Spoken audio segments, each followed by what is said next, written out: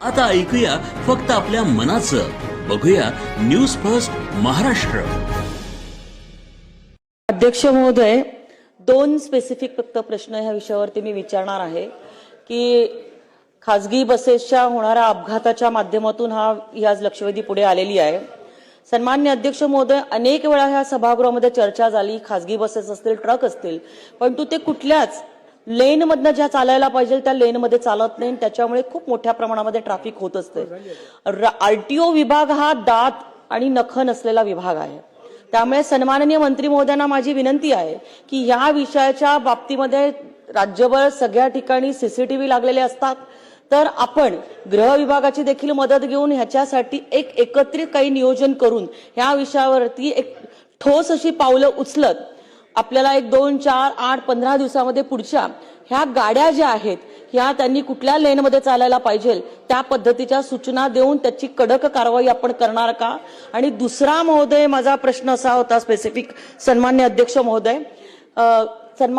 महोदय, नाशिक शहरामध्ये खासगी बसेसच्या माध्यमातून काही भागामध्ये अशा पद्धतीचं लक्षात येतंय की खासगी बसेस त्यांचा चेसिस नंबर जो असतो त्याला ऑल इंडिया परमिट असतं. ते ऑल इंडिया परमिट ते दुसऱ्या गाड्यांना तोच चेसिस नंबर राखून दुसऱ्या गाड्यांसाठी ते ऑल इंडिया परमिट वापरतात.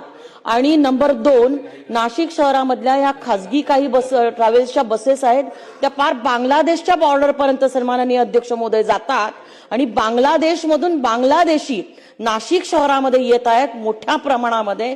सन्माननीय अध्यक्ष महोदय, मंत्री महोदय, सदर विषयाची पूर्णतः चौकशी करतील का?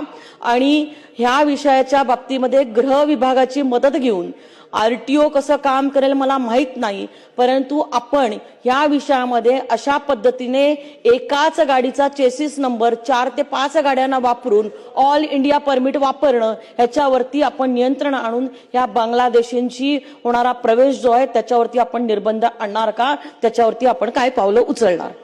अध्यक्ष महोदय, सन्माननीय सदस्यांनी जी गोष्ट सभागृहाच्या निदर्शनास आणली आहे ती खरी म्हणून त्यावर लगेच चौकशीचे आदेश देण्यात येईल. अशा प्रकारे जर एका बसेसचे चेसी नंबर वेगवेगळे वापरून त्या पद्धतीने जर चुकीच्या पद्धतीने कोणी वाहन चालवत असेल किंवा त्या दुरुपयोग करत असेल तर निश्चितपणे त्यांच्यावर कारवाई केली जाईल. त्यांच्यावर जर आवश्यकता पडली तर गुन्हेही दाखल करण्यात येईल.